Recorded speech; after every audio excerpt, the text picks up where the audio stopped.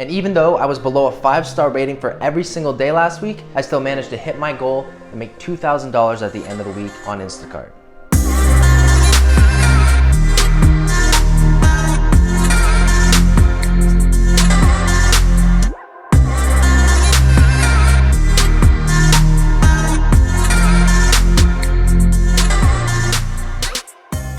What is up, you guys, and welcome back to my channel. My name is Matt, for anyone who does not know me already. And on this channel, I talk about all things social media, all the way up to how to make money. In today's video, I'm gonna be talking specifically about how to make good money on Instacart, even if you are below a 5-star rating. As you guys saw in the beginning of this video, I told you I was below 5 stars for every single day last week, yet I still managed to hit my goal and make $2,000 by Sunday evening. As a disclaimer, yes, I live in San Diego. I know everyone's demographic is different in the United States, so I'm not claiming that if you follow these tips in this video that you will make $2,000. Everybody has different goals and everybody has different experience on Instacart, so your weekly goals are gonna be different than mine depending on your area. However, I believe the tips that I'm gonna share with you guys today will help you regardless of whether you're at a 4.7 or a 4.98. In this video specifically, I wanna be very direct and focus on 3 main things. The first is how to be more efficient when you are shopping. When you are not a 5-star shopper, you don't get the best access to batches, which means other shoppers do, and sometimes we get left with the scum, and we have to figure out how to be efficient when we shop because obviously we're not given the easy orders. We sometimes have to take the difficult ones, but I wanna share with you guys how you can be more efficient when you shop your orders. The second thing I wanna cover is how to maximize your earnings. Obviously, when you're a 4.9 versus a 5-star, you're probably not going to make as much money as a 5-star, so I wanna show you guys how you can do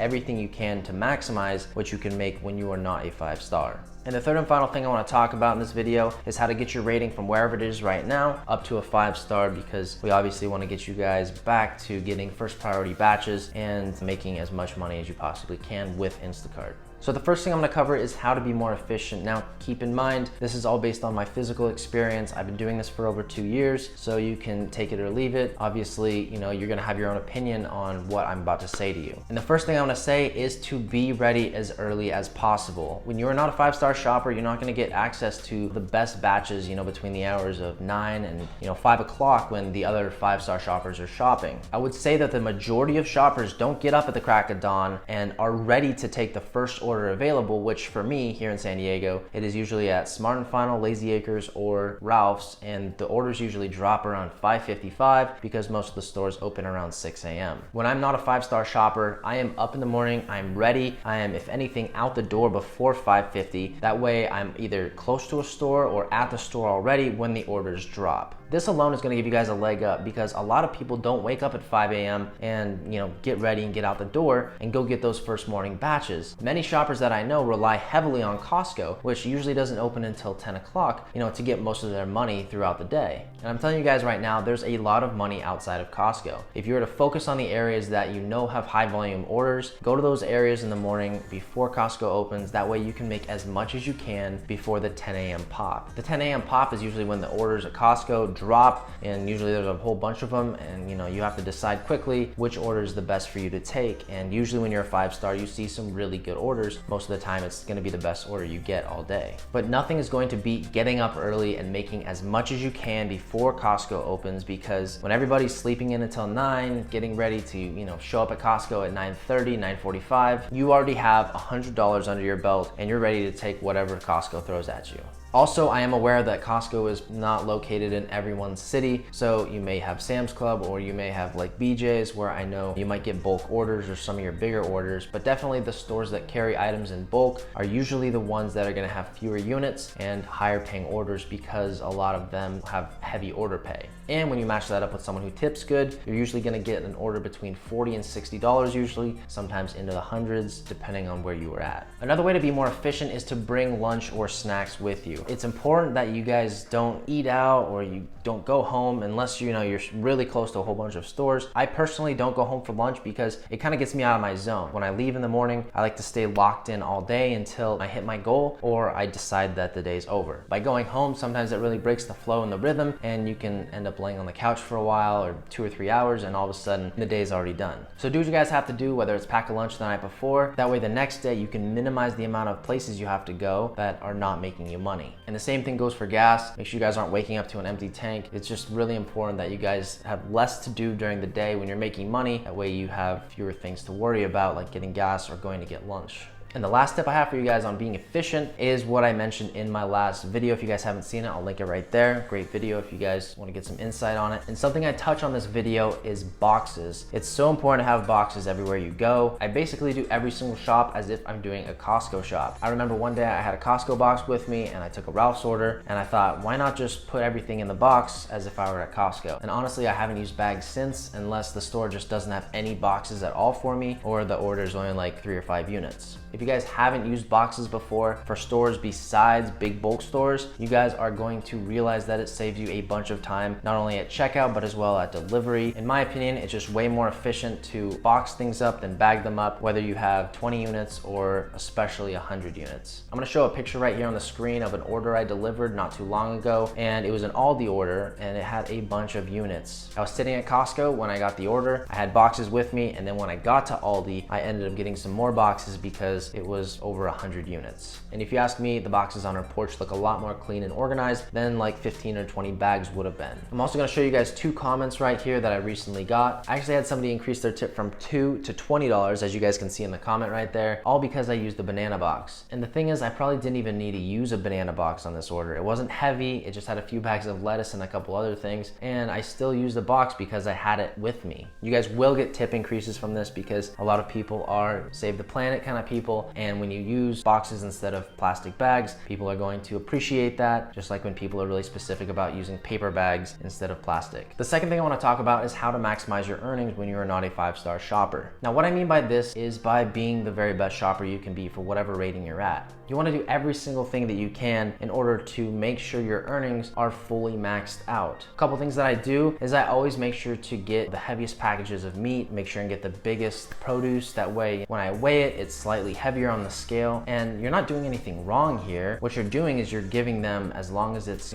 fresh and it looks good, you're just giving them the larger items instead of the smaller ones. Usually when you do that, your tip, if it's based on percentage, is going to slowly increase. Also, let the customers know if the store has availability on things such as Lysol spray or Clorox wipes, because a lot of times during the pandemic that was unavailable and people had a lack of those things. So by sending them a message asking if they're good on those things, not only are they going to appreciate you reaching out, seeing if they have those items, but sometimes they're going to ask you to add those items to the list. And once again, if their tip is based on percentage, then that means your tip is going to be increased because of those added items. It really just shows the customer that you're going above and beyond for them, as if you're shopping for your own family, and at the same time you're helping yourself by increasing your tip slowly but surely. In my opinion, maximizing your earnings when you are not at a 5-star is by choosing orders that you won't mess up. Now, a lot of times if you choose a triple order and you're trying to knock off ratings, yes, that can be a good thing, but in my opinion, triple orders are very easy to mess up, even as an experienced shopper. All it takes is for you to put Karen's organic Fuji apples in with Brittany's stuff for Karen to take her $5 tip away. That right there is not maximizing your earnings, therefore leaving you shorthanded, and even worse, giving you potentially a bad rating. Obviously, if the price is right on a triple order, you're gonna wanna take it. I always try to shoot for lower items and low miles. Obviously, you're not gonna get that every single time. Sometimes you have to take what you're given, but just be smart, be aware, and take your time when it comes to triple orders, because it is easy to mess them up.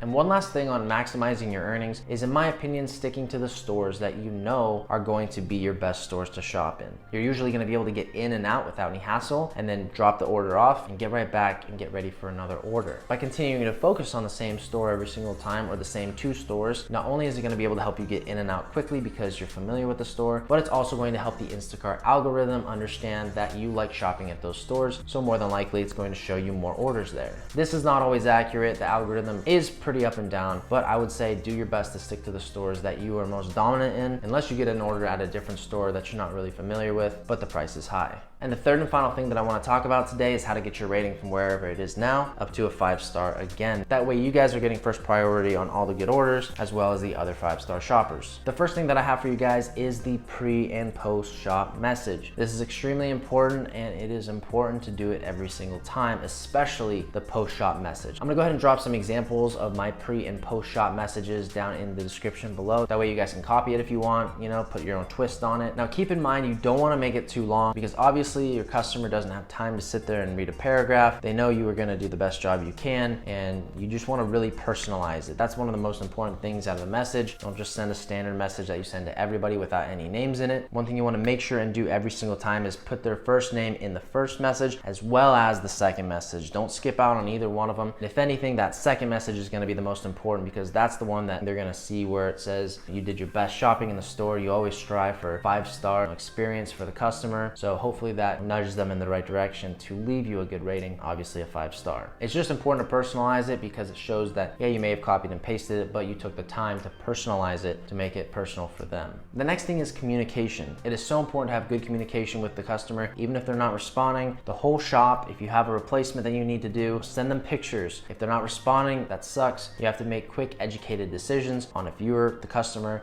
Would you want a replacement? Would you not? For example, if they want organic chicken, but they don't have organic chicken at the store and they have regular, I usually just replace it and wait to see if they want a refund or not. You can't stress about these things too much, guys, because it's gonna slow down your time in the store. And honestly, you gotta get in, you gotta get out. Doesn't matter if the order is 10 items or 50, you wanna be as efficient and quick in the store as possible, because let's be honest, the time you spend in the store shopping and delivering to the customer, you're missing out on good orders. One pro tip I wanna give you guys is if you do alcohol orders, if you're over 21, obviously, you are going to have an interaction with the customer in person. They obviously need to bring you their ID so you can scan the barcode, or else you just have to refund the alcohol if they weren't there with their ID. Now the tip I have for you guys is when you're there and you have the stuff on the porch, you scan their ID, turn away as if you're going to be leaving, and then turn back. Obviously you should know their first name. So for example, I would be like, hey Joe, you know, thanks for having your ID ready for me. I get ready to turn and leave, tell them have a good day, and then I catch myself as if I just remembered. I turn back around and I say, oh, and Joe, if there's anywhere to leave me some feedback, I would really appreciate it. And here's the thing, in order for them to leave you feedback, aka a comment, they need to leave you a 5-star rating. That's one thing that Instacart does. I'm not sure why they don't show you, you know, your 4-star comments or 1-star comments, because I don't think there's an area for them. I think Instacart only allows you to leave a comment if you have given the shopper a 5-star rating. Now don't quote me on this, but I've been doing this for a while and I haven't seen anybody give me a comment after leaving me a 2-star review. A lot of the times the customer will be really cool and they'll be like, oh yeah, for sure. And if anything, that's the last thing they remember as you're leaving and they're bringing their groceries inside. So if anything, it's gonna be the last thing on their mind. They're gonna leave you a rating right away. Most of the time, hopefully, if you did a good job in the store, it's gonna be a 5-star. And one last thing that I wanna share with you guys is last week, obviously, since I wasn't at a 5-star for any of the days, I took up this thing and I started using these sticky notes. Now, what I would do is I don't ask for a review on these. That's actually against Instacart policy. You can get deactivated for doing that. What I do is I write out some notes, and I'll show you guys a picture on the screen of one I wrote the other day. It's basically just, it was a pleasure shopping for you, and then I put a few of them in my car, and as soon as I take an order, before I get out of my car, I'll write the name at the top with a comma as if I personalized it just for them, which I did. Now the thing is, I would just stick that on the box or one of the items. That way when you deliver the items, they can see, oh, you know, so-and-so left us a note. They took the time to personalize it. And I'm not sure if this was from the sticky notes or not, but last week out of 43 batches, I had 10 tip increases, which added up to about $83. And then I also had $30 in cash, but that was probably not from the sticky notes because I got it handed to me at the door. But that just shows you guys right there that maybe the sticky notes had something to do with those increased tips. Maybe it had to do with the service or the good communication that I had with the customers. Just make sure you guys aren't asking for ratings on those sticky notes if you decide to do those, because you could get deactivated for it. Just let them know it was a pleasure shopping for you, or have a nice day, whatever comment you guys want to leave. So that's it for today's video. You guys keep in mind, even if you're at a rating that's, really low in your opinion, 4.5 or 4.7, don't worry. You're gonna be able to get it back up to a 5, even if you follow half the tips that I gave you guys today. It just takes time, and you just have to grind out those batches that aren't high paying. Do whatever you can, don't beg for ratings, just give good service and good ratings will come. I really appreciate you guys watching. So if you guys are at this point in the video and you haven't subscribed to the channel yet, please subscribe. I'm gonna post content like this a lot more often, especially since people have been asking for it. Turn on notifications, that way you guys never miss another video I post. And if you guys haven't seen the first Instacart video that I made, I'm gonna go ahead and link that right there. There's a lot of things in there that I talk about that I didn't talk about in this specific video. If you guys have questions, leave them below, and I'll see you guys over there.